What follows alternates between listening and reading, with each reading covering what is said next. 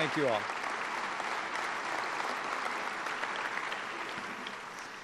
Thank you, John. Members of the board, members of the reception committee of the Detroit Economic Club, I'm grateful for that warm welcome. It was just a few short weeks ago, as a fellow Midwesterner, as a governor from the state just south of here, that I was humbled to accept the Republican nomination to run and serve as Vice President of the United States of America.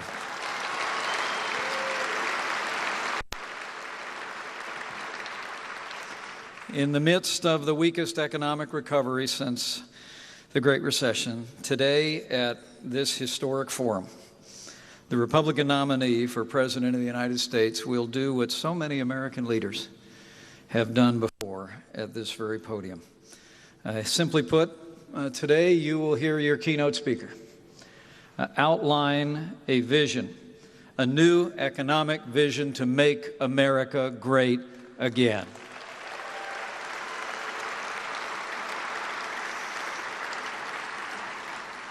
And it's an honor for me to introduce him, a man who I've just gotten to know personally over the last couple of months, but we've become fast friends. He seems like someone I've known all my life, quite frankly. You know, like so many other American entrepreneurs throughout our history, Donald Trump is a dreamer. He's a builder. He's a driver. And he is a man who speaks his mind. But he's also a man, I would say, what's so refreshing about Donald Trump and what explains the connection that he's literally made to millions of Americans is because even as he has built skyscrapers to the sky, to the summits of our largest cities, he's never forgotten the men and women who work with their hands, who grow our food, who build our roads, who tend our sick, who protect our families. In a very real sense, he has been a builder who has built alongside the men and women who have done the work. And to see him far off the campaign trail, to see him among the people that have worked with him and for him for years, you see that connection. The ground is level around Donald Trump, and he's the kind of leader that's continuously asking questions of everyone at every level in his organizations. It's truly inspiring to watch him work. Now, he's quite a contrast from the other party's nominee. You know, they tell us this economy is the best that we can do, and it's the American people. No, it's a little bit different than that. The last quarter's GDP report, 1.2% growth, the slowest since 1949. It's extraordinary to think the participation rate in labor in America is the lowest since the 1970s, and probably most heartbreaking of all, the number of Americans living in poverty has increased by nearly 7 million over the last 7.5 years. You know, the American people know it's nowhere near the best we can do. It's just the best they can do. And Donald Trump is going to lead this nation back to a dynamic and growing economy that works for all of our people. Today, Donald Trump will outline an economic vision that will unleash the boundless potential of the American people and the American economy by empowering working families, businesses large and small, and entrepreneurs to hire, to invest, to build, and to grow, and to produce here in America again. So let me say,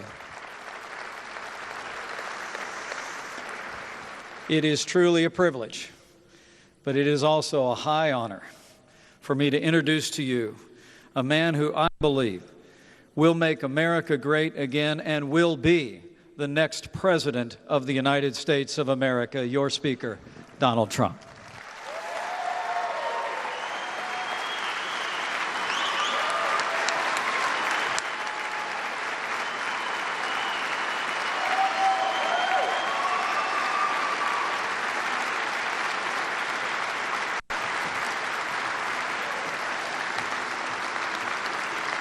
Thank you, everybody. Thank you very much. Thank you. Such a crowd. Beautiful. Thank you very much. Thank you. Thank you. Please. Thank you for the invitation to speak to you today. It's wonderful to be in Detroit. Been here many times.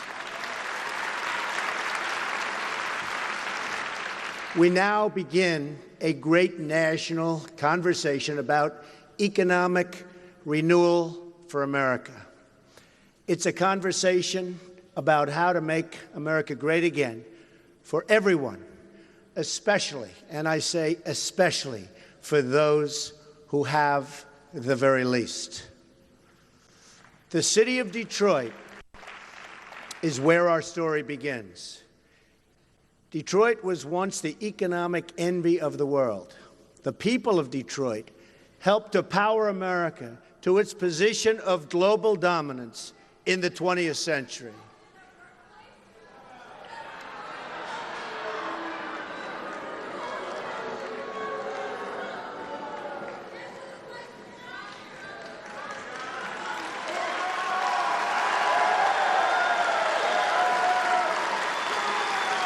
Thank you.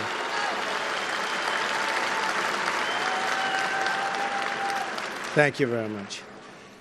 When we were governed by the America First policy, Detroit was absolutely booming. Engineers, builders, laborers, shippers, and countless others went to work each day, provided for their families, and lived out, totally lived out, the American dream. But for many living in this city, that dream has long ago vanished. When we abandoned the policy of America First, we started rebuilding other countries instead of our own. The skyscrapers went up in Beijing and many other cities around the world, while the factories and neighborhoods crumbled right here in Detroit. Our roads and bridges fell into disrepair, yet we found the money to resettle millions of refugees at taxpayer expense. Today, Detroit has per capita income of under $15,000, about half of the national average. 40% of the city's residents live in poverty, over 2.5 times the national average. The unemployment rate is more than twice the national average. Half of all Detroit residents do not work. Detroit tops the list of the most dangerous cities in terms of violent crime.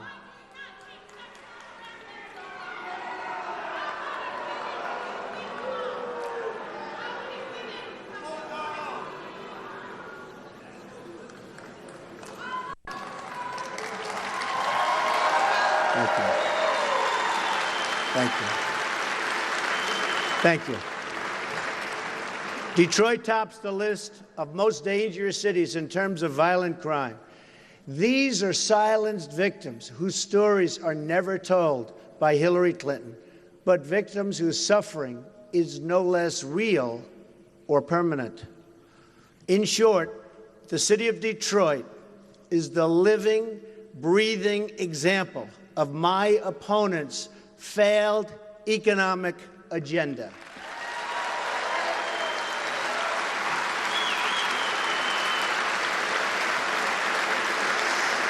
Every policy that has failed this city and so many others is a policy supported by Hillary Clinton. She supports the high taxes and radical regulation that force jobs out of your community, and the crime policies have made you far, far less safe, and the immigration policies that have strained local budgets, and the trade deals like NAFTA, signed by her husband, that have shipped your jobs to Mexico and other countries. And she supports the education policies that deny your students choice, freedom, and opportunity.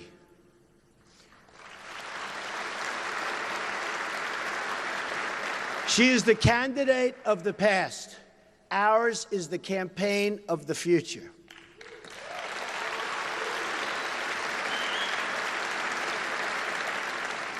This is a city controlled by Democratic politicians at every level. And unless we change policies, we will not change results 100%.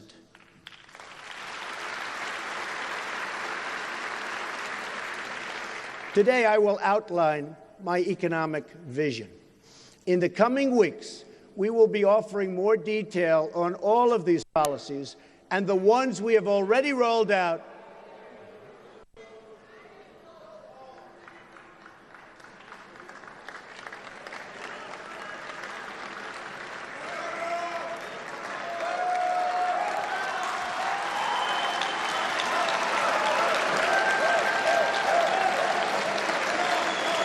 Thank you, everybody. This is what happens when you go from 35 people to close to 2,000 people, I guess. In the coming weeks, we will be offering more detail on all of these policies, and the ones we've already rolled out can be viewed on my campaign website. Our opposition, on the other hand, has long ago run out of ideas.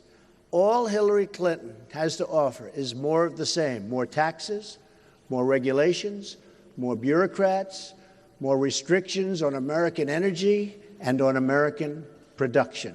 More of that. If you were a foreign power looking to weaken America, you couldn't do better than Hillary Clinton's economic agenda.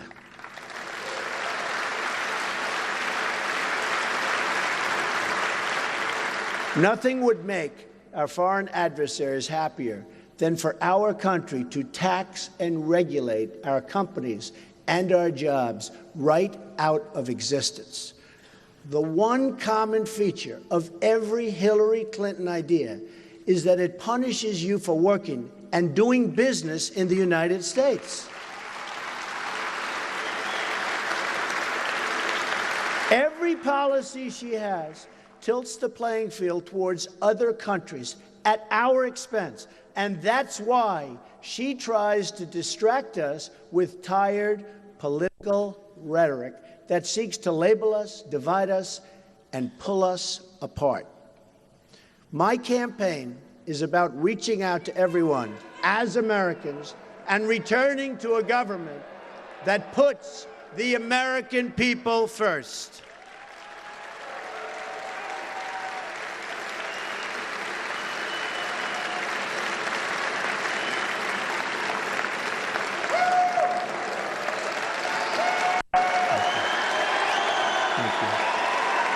Thank you.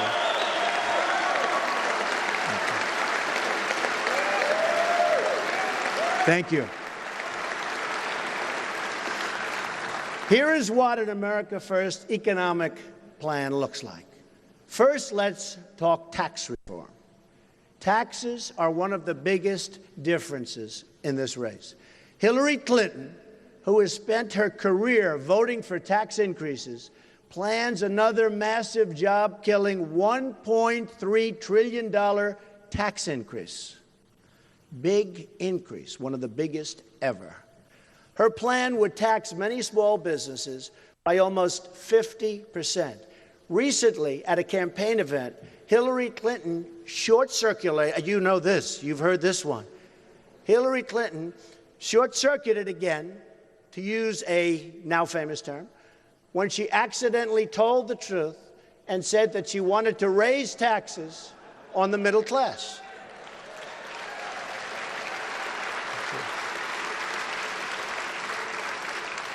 I am proposing an across-the-board income tax reduction, especially for middle-income Americans.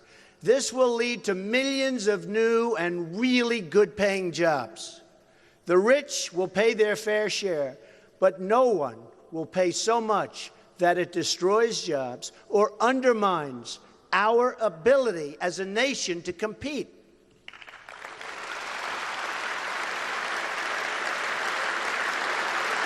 As part of this reform, we will eliminate the carried interest deduction.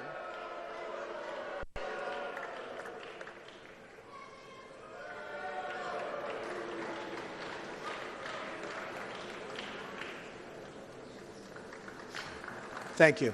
As part of this reform, we will eliminate the carried interest deduction, well-known deduction, and other special interest loopholes that have been so good for Wall Street investors and for people like me, but unfair to American workers. Tax simplification will be a major feature of the plan.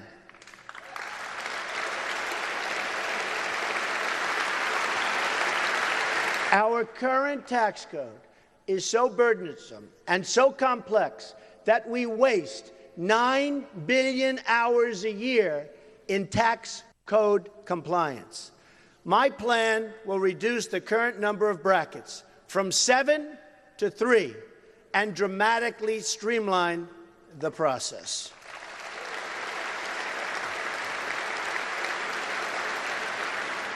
We will work with House Republicans on this plan using the same brackets they have proposed: 12%, 25%, and 33%.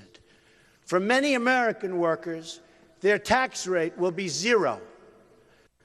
While we will develop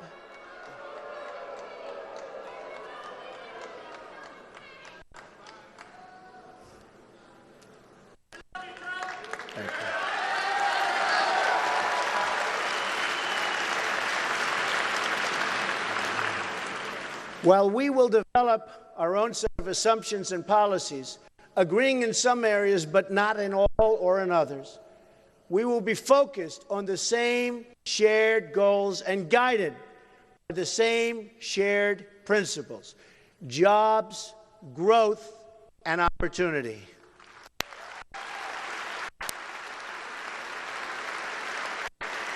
These reforms will offer the biggest tax revolution since the Reagan tax reform, which unleashed years of continued economic growth and job creation.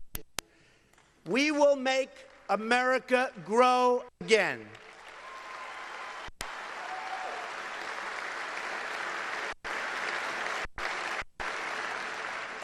In the days ahead, we will provide more details on this plan and how it will help you, and most importantly, your family. It will present a night and day contrast to the job-killing, tax-raising, poverty-inducing Obama-Clinton agenda.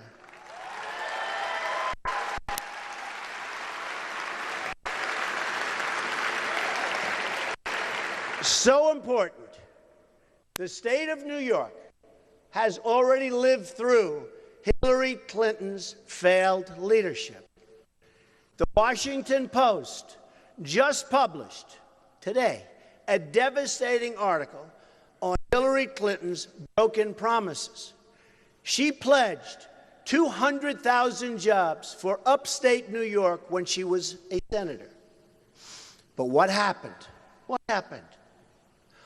The Washington Post writes, and I quote, "Upstate job growth stagnated overall during her tenure, with manufacturing jobs plunging, record-setting levels, plunging nearly 25%.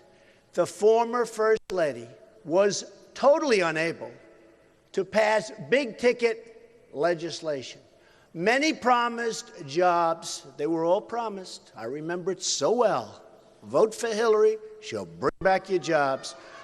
Many promised jobs never materialized, and others migrated to other states. She turned her first presidential run, which also was a disaster.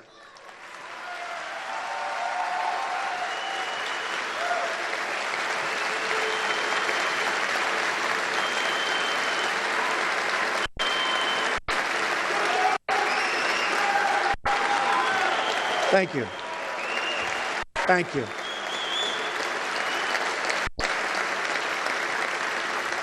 Data shows that upstate actually lost jobs, a lot of them, during Clinton's first term. In other words, she was all talk, no action. Upstate New York is a disaster. It's a disaster. What's happened to upstate New York? And NAFTA, which her husband signed, is a very, very big reason. Compare that to my record. In a recent New York Post article by Steve Quazzo, How Donald Trump Helped Save New York City, the paper writes that and this is a direct quote, in other words, it's not from me.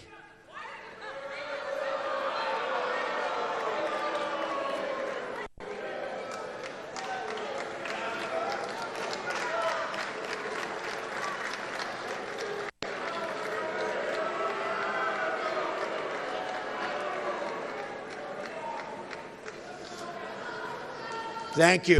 Thank you. It's all very well planned out, every couple.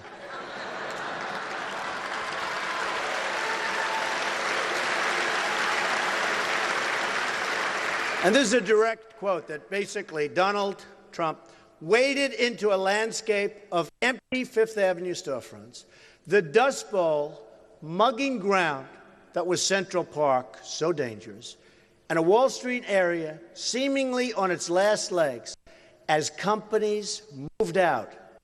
Then, almost by sheer force of will, he rode to the rescue. Expressing rare faith in the future, he was instrumental in kickstarting the regeneration of neighborhoods and landmarks almost given up on for dead. True, I have to say. I didn't say it. They say it. It's true. This is what I want to do.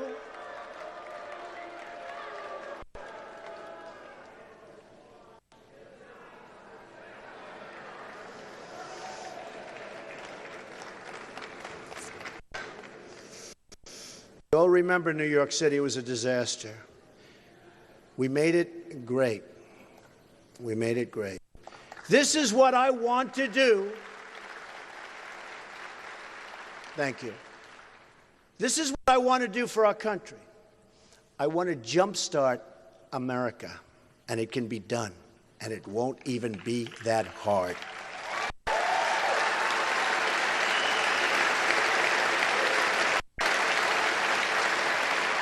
Now let's look at what the Obama-Clinton policies have done nationally. Their policies produced 1.2% growth, the weakest so-called recovery since the Great Depression. It's been written about all over. It's a disaster. And a doubling of the national debt during the Obama years. There are now 94.3 million Americans outside of the labor force. It was 80.5 million when President Obama took office, an increase of 14 million people. The Obama-Clinton agenda of tax, spend, and regulate has created a silent nation of jobless Americans. Home ownership is at its lowest rate in 51 years.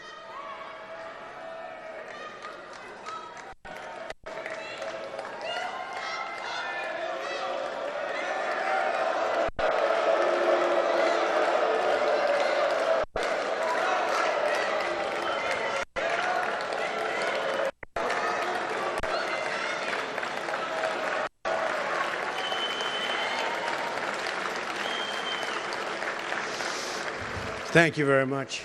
Thank you. I will say the Bernie Sanders people had far more energy and spirit. I will say that.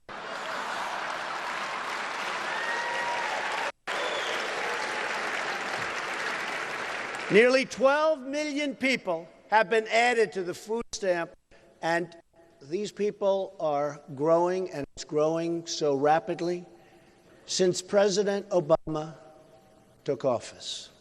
Another nearly 7 million people, great Americans, are right now living in poverty. Okay? Poverty. We have the lowest labor force participation rates in 4 decades. 58% of the African American youth are either outside of the labor force or not employed. 1 in 5 American households do not have a single member in the labor force, not a single member of a household. These are real unemployment numbers. The 5% figure is one of the biggest hoaxes in American modern politics.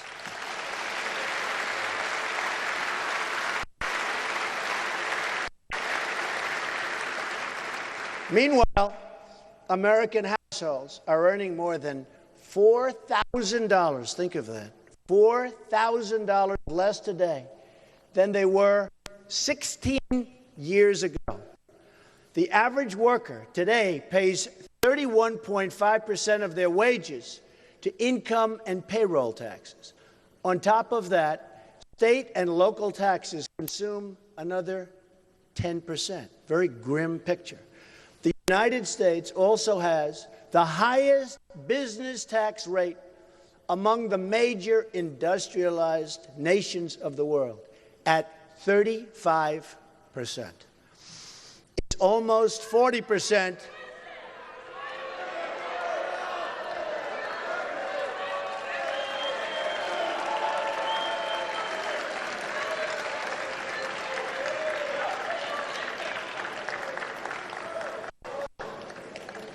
It's almost 40% when you add in taxes at the state level, and in many cases and many states, it's much higher than that. In other words, we punish companies for making products in America, but let them ship products into the United States tax-free if they move overseas. This, ladies and gentlemen, is backwards. This is backwards. All of our policies should be geared toward keeping jobs and wealth inside of the United States.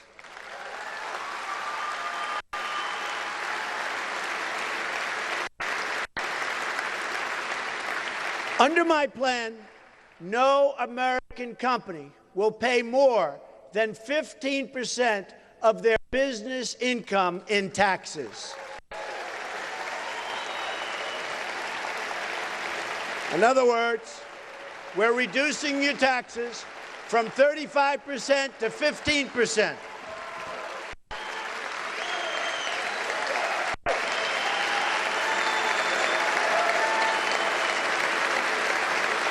Thank you. Thank you. Small businesses will benefit the most from this plan. Hillary Clinton's plan will require small business to pay as much as 3 times more in taxes than what I'm proposing. And her onerous regulations will put them totally out of business, and you won't be able to start. You cannot ever start a small business under the tremendous regulatory burden that you have today in our country. I'm going to end it. I am going to cut regulations massively, massively. Our lower business tax will also end job-killing corporate inversions and cause trillions in new dollars and wealth to come pouring into our country. And, by the way, into cities like right here in Detroit.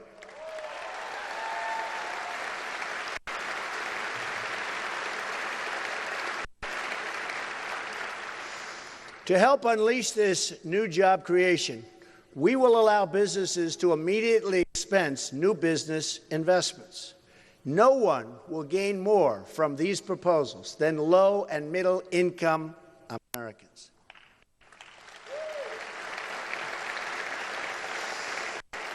My plan will also help reduce the cost of child care by allowing parents to fully deduct the average cost of child care spending from their taxes. We are also going to bring back trillions of dollars from American businesses that are now parked overseas. They can't bring their money back into our country. Our plan will bring that cash home, applying only a 10% tax.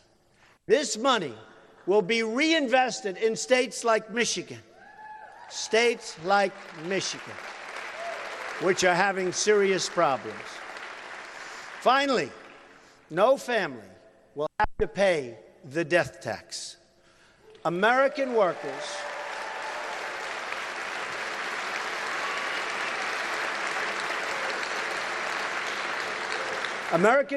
have paid taxes their whole lives, and they should not be taxed again at death.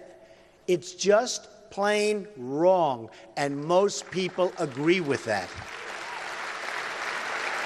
We will repeal it. Next comes regulatory reform. As with taxes, I will have one overriding goal when it comes to regulation. I want jobs and I want wealth to stay in America.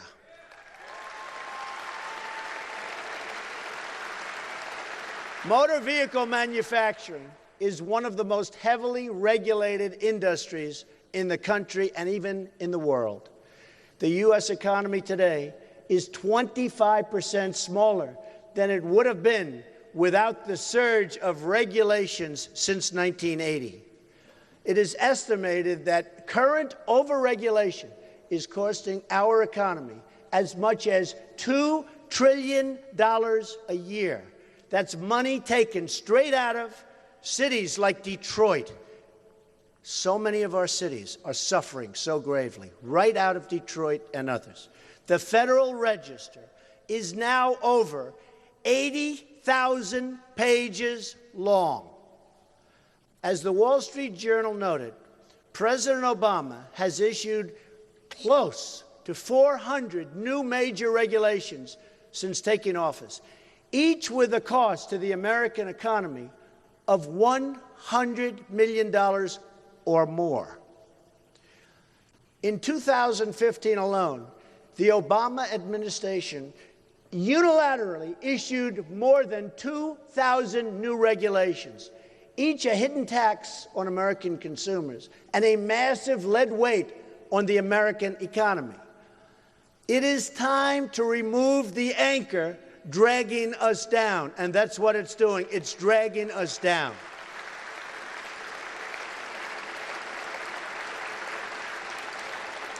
Upon taking office, I will issue a temporary moratorium on new agency regulations. My running mate, Mike Pence, and by the way, a great guy, signed a similar order when it came and became, and when he worked so hard in Indiana as its governor. This will give our American companies the certainty they need to reinvest in our community, get cash off of the sidelines, start hiring new jobs, and expanding their businesses. So important. That's what it's about. I will also immediately cancel all illegal and overreaching executive orders.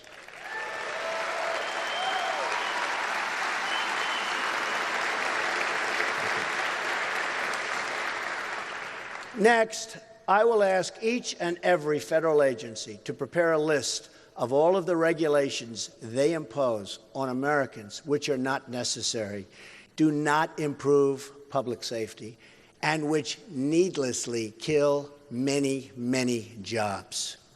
Those regulations will be eliminated quickly.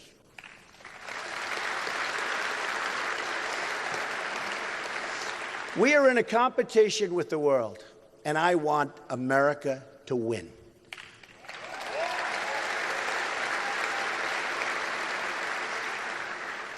We don't win anymore, but when I am president, we will start winning again. Big league. One of the most important reforms of all is trade reform. As Bernie Sanders has said, Hillary Clinton has bad judgment. I've said it many times. We've seen this bad judgment overseas in Libya, Iraq, and Syria. We've seen it in Iran.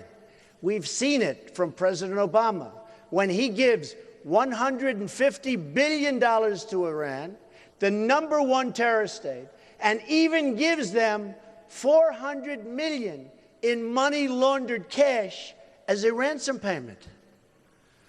But we've also seen the terrible Obama-Clinton judgment right here for everybody to see in Detroit. Hillary Clinton has supported the trade deals stripping this city and this country of its jobs and its wealth.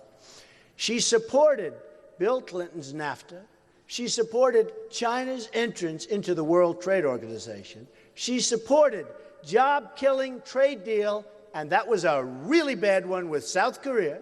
And she supports the Trans-Pacific Partnership, not now, but very soon if she wins, and we can't let her win, because that will be a disaster for Detroit and everybody else.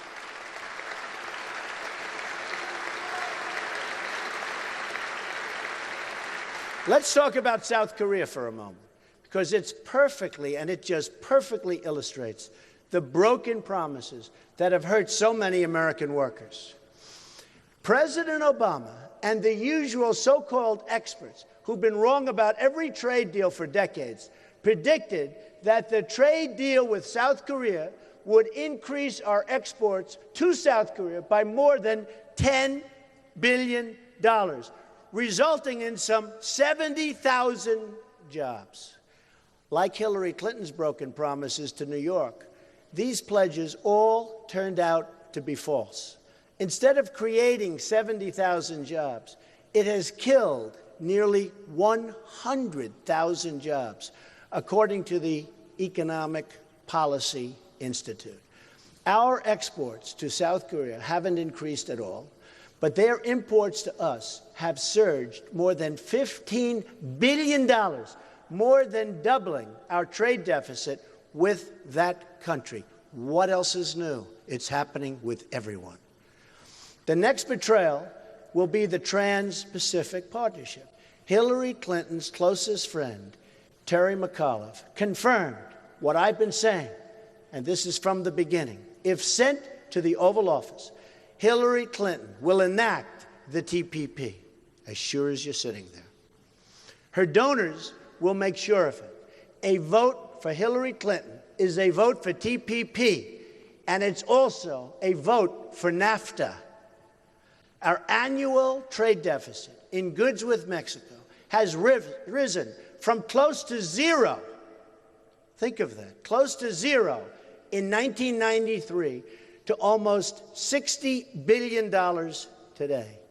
Our total trade deficit in goods hit nearly $800 billion last year. Total trade deficit, almost $800 billion. This is a strike at the heart of Michigan and our nation as a whole. According to the Bureau of Labor Statistics, before NAFTA went into effect, there were 285,000 auto workers in Michigan. Today, that number is only 160,000 auto workers. Detroit is still waiting for Hillary Clinton's apology. She has been a disaster. Obama has been a disaster. I expect Detroit will get that apology right around the same time Hillary Clinton turns over the 33,000 emails she deleted.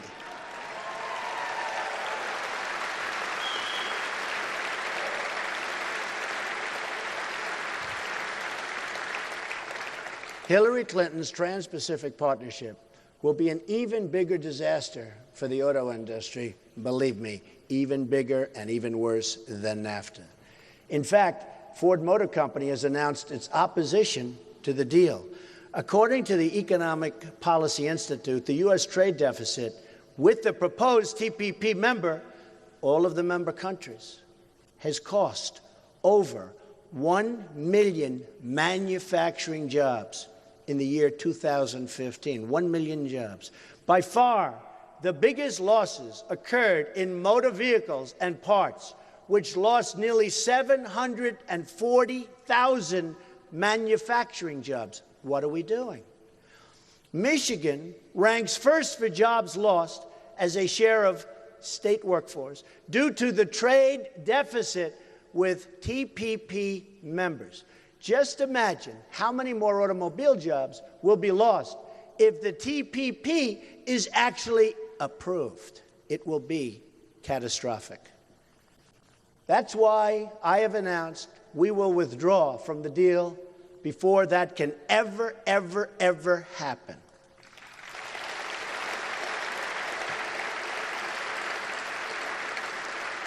Hillary Clinton will never withdraw from TPP. She is bought, controlled, and paid for by her donors and special interests, 100%. Because my only interest is the American people, I have previously laid out a detailed 7-point plan for trade reform available on my website. It includes strong protections against currency manipulation, big problem, tariffs against any countries that cheat by unfairly subsidizing their goods, and it includes a total renegotiation of NAFTA, which is a disaster for our country, a total renegotiation. And if we don't get a better deal, we will walk away.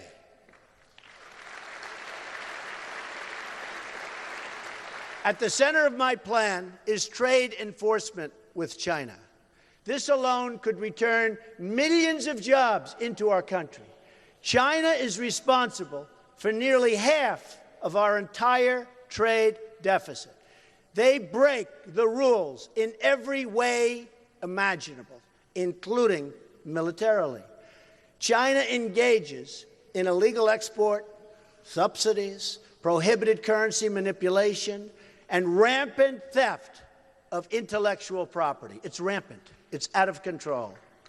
They also have no real environmental or labor protections, further undercutting American workers, totally undercutting our workers. Just enforcing intellectual property rules alone could save millions and millions of American jobs.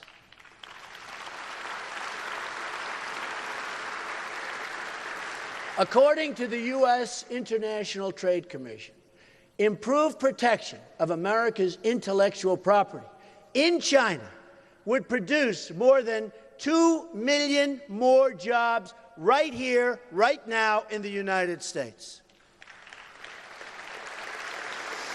Add that to the saved jobs from cracking down on currency cheating and product dumping, and we will bring trillions of dollars in new wealth and wages back to our country, the United States of America. Thank you. So simple. So simple. Trade has big benefits. Thank you. Trade has big benefits, and I am in favor, totally in favor of trade. But I want trade deals for our country that create more jobs and higher wages for American workers. Isolation is not an option.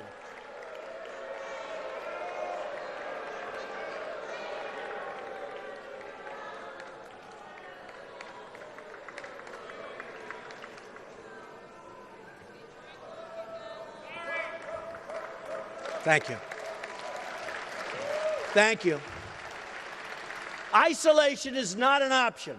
Only great and well-crafted trade deals where we as a country for once benefit instead of being taken advantage of, we are going to benefit and our workers are going to benefit, or we're not going to make those deals. Also critical to our economic renewal will be energy reform. The Obama-Clinton administration has blocked and destroyed millions of jobs through their anti-energy regulations, while raising the price of electricity for both families and businesses. As a result of recent Obama EPA actions, coal-fired plants across Michigan have either shut down entirely or undergone expensive conversions, making them non-competitive in many cases. The Obama-Clinton war on coal has cost Michigan over 50,000 jobs. Hillary Clinton says her plan will put a lot of coal companies and coal miners out of business. We will put our coal miners and our steel workers back to work where they want to be.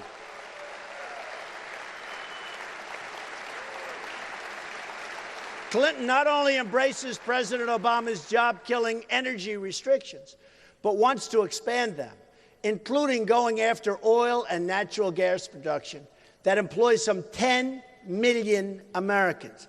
According to the Heritage Foundation, by 2030, think of that, 2030, the Obama-Clinton energy restrictions will eliminate another 500,000 manufacturing jobs, reduce economic output by $2.5 trillion, and reduce incomes by $7,000 per person.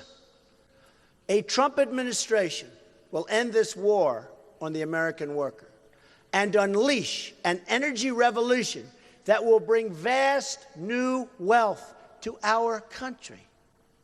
According to the Institute for Energy Research, lifting the restrictions on all sources of American energy will do the following: increase GDP by more than $100 billion annually, add over 500,000 new jobs annually, and increase annual wages by more than $30 billion over the next 7 years.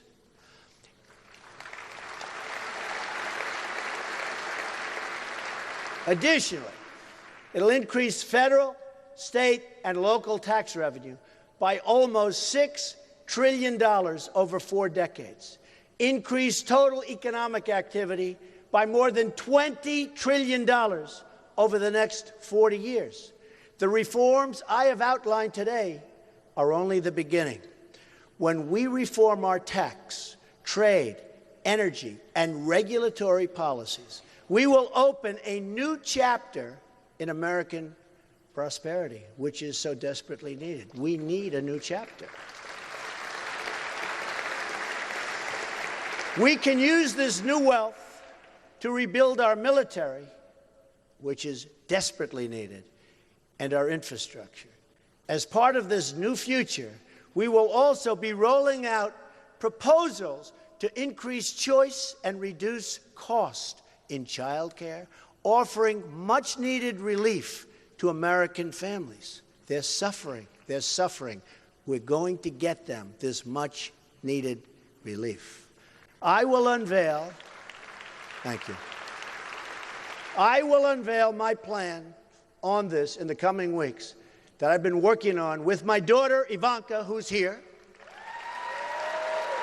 Stand up.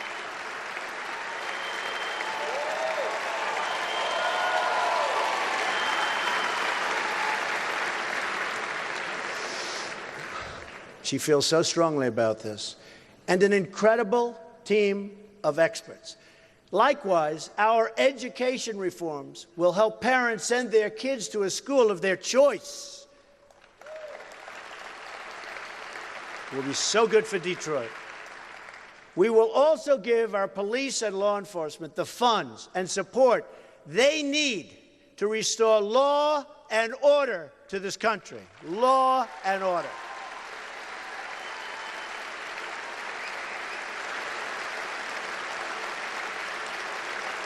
Thank you.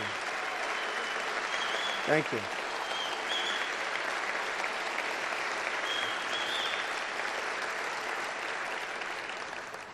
Without security, there can be no prosperity.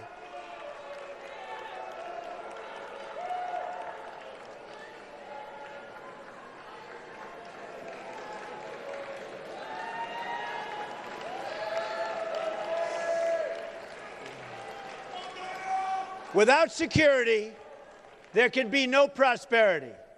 We must have law and order. We must have law and order.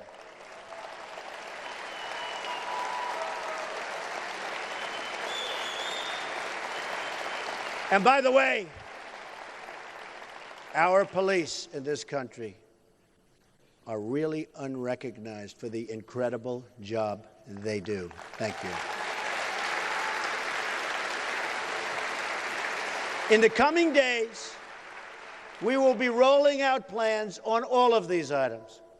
One of my first acts as president will be to repeal and replace disastrous Obamacare, saving another 2 million American jobs.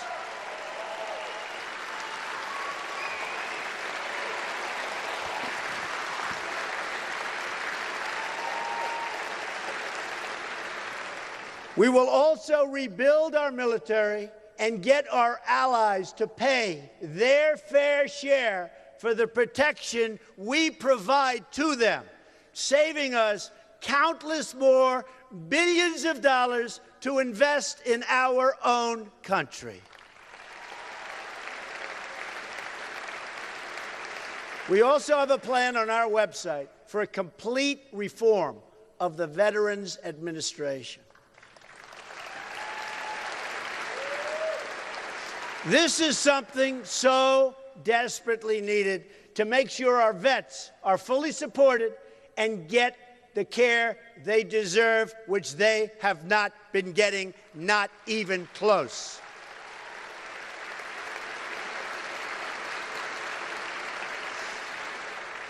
Detroit, the Motor City, will come roaring back, roaring back.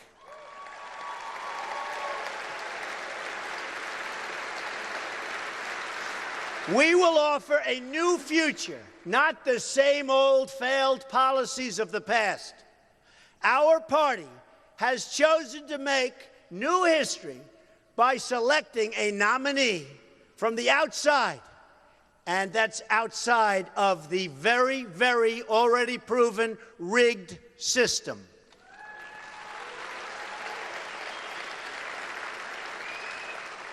The other party has reached backwards into the past to choose a nominee from yesterday who offers only the rhetoric of yesterday and the policies of yesterday. Just take a look at what happened to New York State manufacturing and take a look at her promises before this happened. A disaster.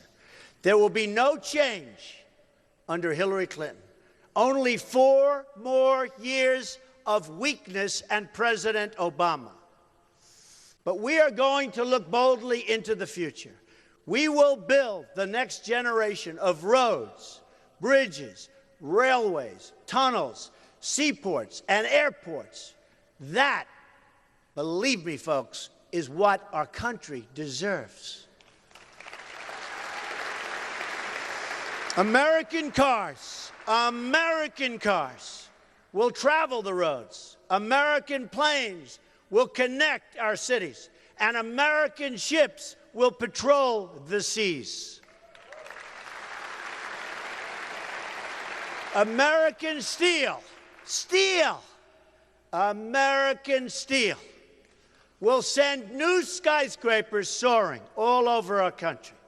We will put new American metal into the spine of this nation. It will be American hands that rebuild this country, and it will be American energy mined from American sources that powers this country.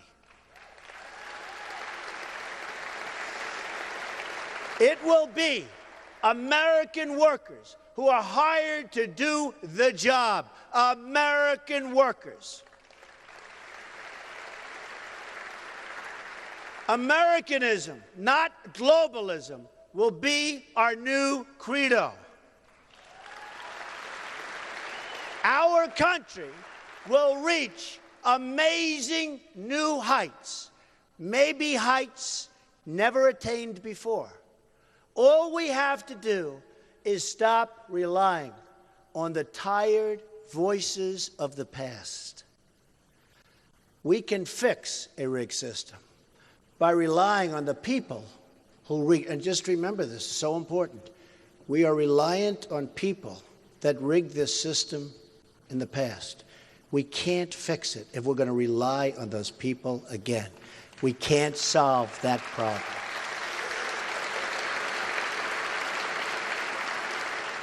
So we can't solve our problems if we're going to just go back and rely on these politicians, because that's what we've been doing. Only by changing to new leadership and new solutions will we get new and great results. We need to stop believing in politicians and start believing in our great country.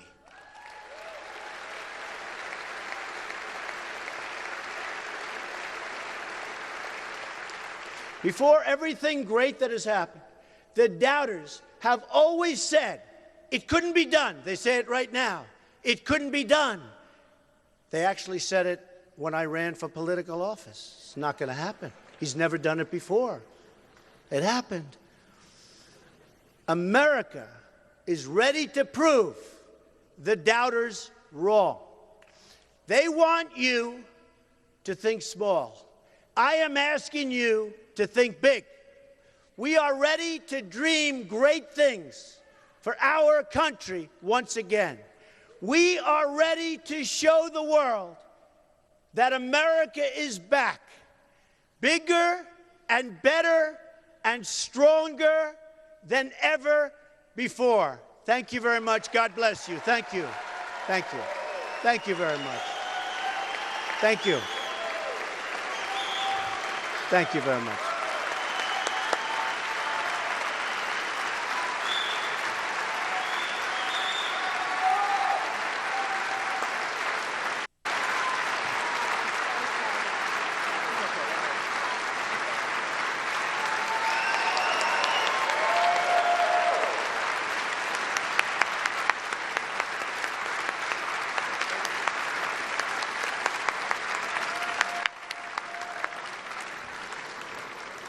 Thank you, ladies and gentlemen. I want to apologize to all of you and certainly to Mr. Trump for the disruptions. That is not, as I hope all of you know, what the Detroit Economic Club is all about. So we will do follow-up, and nobody will be allowed back in any of our meetings that behaves that way. So my apologies to you. On a brighter note, how awesome that Governor Pence came today along with Mr. Trump. Thank you, Governor. Thank you so much. John Ricolta, great job as presiding officer.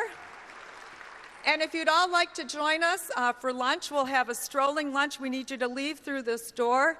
The food is around in the next ballroom, and you can eat in the atrium, outside on the patio. It's a beautiful day. So please do join us, and thank you all for coming. With that, this meeting's adjourned. Thank you.